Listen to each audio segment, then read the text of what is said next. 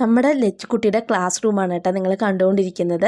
അപ്പം first day ക്ലാസ്സിലൊന്നും അവർ ഇരുത്തിയിട്ടുണ്ടായിരുന്നില്ല, ഹാളിലായിരുന്നു കേട്ടോ. നമ്മളെല്ലാ പാരൻസും സ്റ്റുഡൻസൊക്കെ കൂടെ ഒരു ചെറിയ കുറച്ച് നേരം അവർ സംഭവം സ്പീച്ചൊക്കെ ഉണ്ടായിരുന്നു. അതൊക്കെ കഴിഞ്ഞിട്ട് നമ്മൾ കുട്ടികളുടെ ഡാൻസും കാര്യങ്ങളൊക്കെ ഉണ്ടായിരുന്നു. എന്നിട്ട് നേരെ നമ്മൾ കുട്ടികളും അച്ഛനും അമ്മയും എല്ലാവരും കൂടെ നേരെ വീട്ടിലോട്ട് പോയിട്ടാ.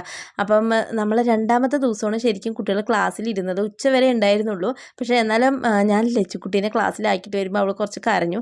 പിന്നെ അവിടെ നിന്ന് അവർ പറഞ്ഞു നിങ്ങൾ പോയിക്കോളൂ, കരച്ചിലൊക്കെ നിൽക്കുമെന്ന് വിചാരിച്ചപ്പോൾ ഞാൻ ടെൻഷൻ അടിച്ച്. കാരണം കരഞ്ഞ ആൾ ഛർദ്ദിക്കും. പിന്നെ അതുകൊണ്ട് എനിക്ക് ഭയങ്കര ടെൻഷനായിരുന്നു കേട്ടോ, ഛർദ്ദിച്ച് അവിടെയൊക്കെ കുളമൊക്കെയെന്ന്.